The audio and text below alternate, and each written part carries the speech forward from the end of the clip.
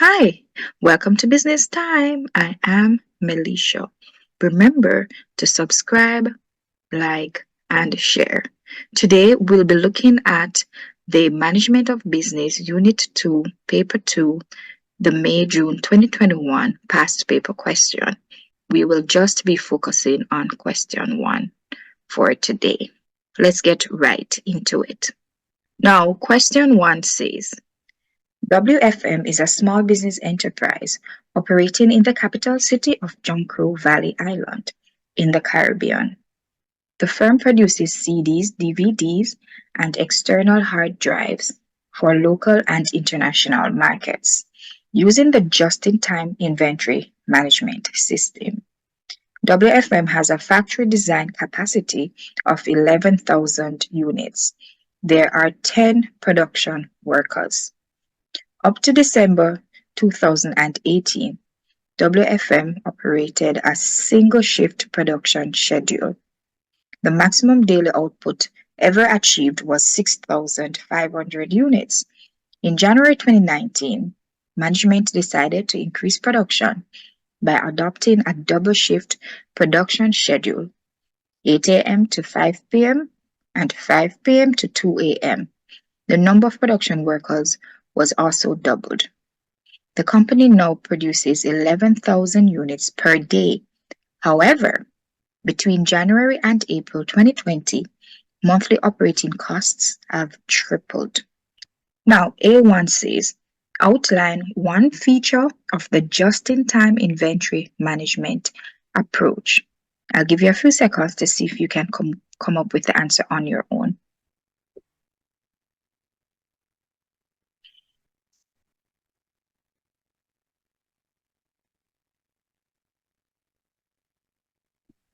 All right, let's look at a possible answer. Material is ordered only when there is a demand for it. This will prevent waste or stocks becoming obsolete. Other possible answers could be reliable supplies with good quality material or have to operate efficiently. So remember, with the just-in-time system, there is basically no storage of stocks or inventory. Let's look at the second part of this question. Calculate the capacity utilization for WFM during the year 2018. One of the things you have to remember is the formula to calculate capacity utilization. So you can have a look back at the question and remember it's for 2018. The firm produces CDs, DVDs, and external hard drives for local and international markets using the just-in-time inventory management system. WFM has a factory design capacity of 11,000 units. There are 10 production workers up to December 2018.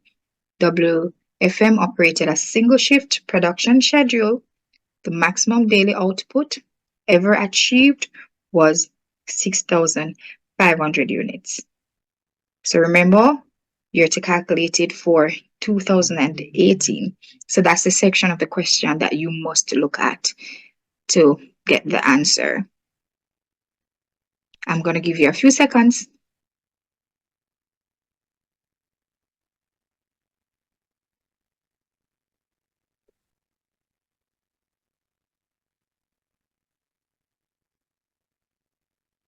All right, let's look at the possible answer. So, of course, you know the formula should be actual output over maximum possible output times 100, right? So, the actual output, as was in the case, is 6,500, right? Is that true? In 2018, here where it says up to December 2018, WFM operated a single shift production schedule. The maximum daily output ever achieved was 6,500 units. 6,500 units divided by the maximum possible output, 11,000. That's the most that they could during that year, times 100, and that would give you 59%. So you can even take out your calculator and see if you get the same result. All right, so it's important that you remember the formula. All right, so let's move to the next question. B says, the production manager, Mary Walsh, is concerned that the firm is not paying enough attention to quality. She suggested that this may be one of the reasons why the firm is losing profits. Explain how WFM can adopt each of the following approaches to the development of quality of their products. So the first one is quality assurance. I'm going to give you a few seconds to see if you can come up with the answer for quality assurance.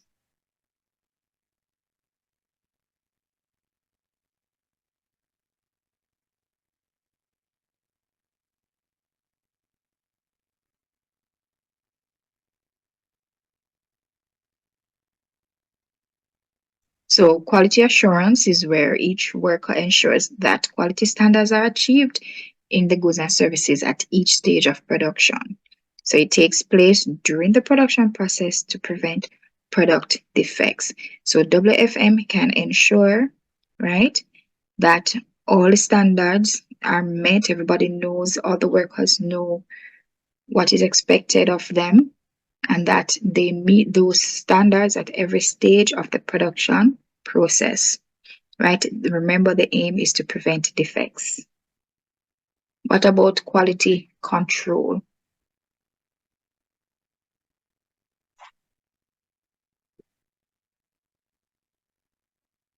All right, let's look what quality control is. All right, so quality control is the corrective action a firm can take to achieve a quality standard that's established by the firm. So it allows the business to inspect, detect, and remove components or products in the production process that do not meet acceptable standards. Corrective measures can also take place after production is completed. So if the products are made, guess what? Um, Checks can be made to remove all defective products, or while the product is being made, checks are at every stage of the production process.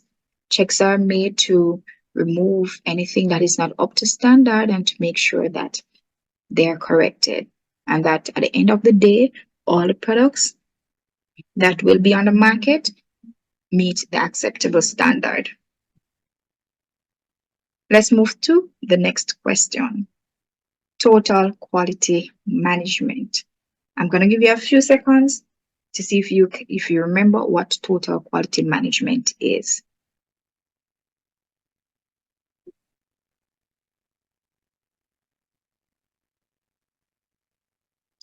All right, so let's go.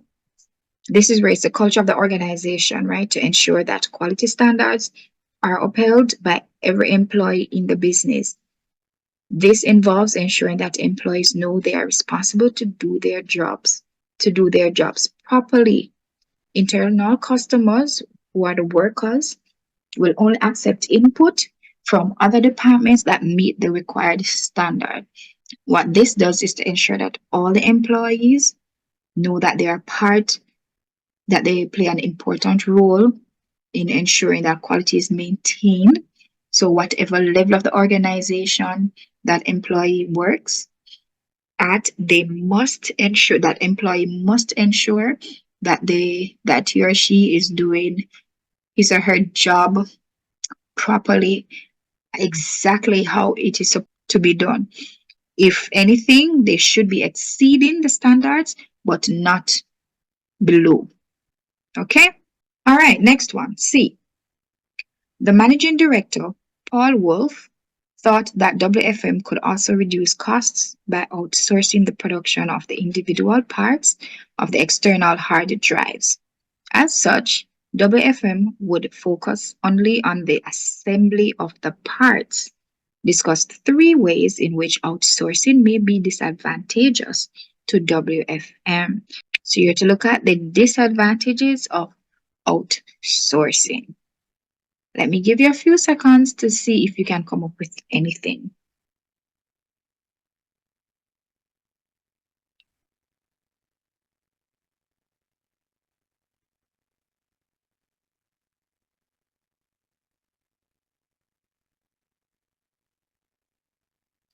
All right, so let's look at a possible answer or possible answers because you're to discuss three disadvantages. First one, possible breach of confidentiality. The outsourced business may more than likely have access to confidential information in order to produce the individual parts. They could end up being a competitor to WFM and use the information to gain a competitive edge. And what this really means is that they could end up um, making better products than WFM. So that's a serious risk of a business outsourcing any part of its production process. The second disadvantage could be delivery challenges. And what I mean by this is that the outsourced business may not be able to deliver the parts when they are needed. This will pose a serious challenge for WFM. This may result in the business to not be in a position to meet the demands of its customers because you cannot produce the things if you don't have them. So this could see WFM losing significant revenue and also, losing customers because then WFM would not be reliable anymore. The third one is that there could be a change in quality standard of the outsourced business.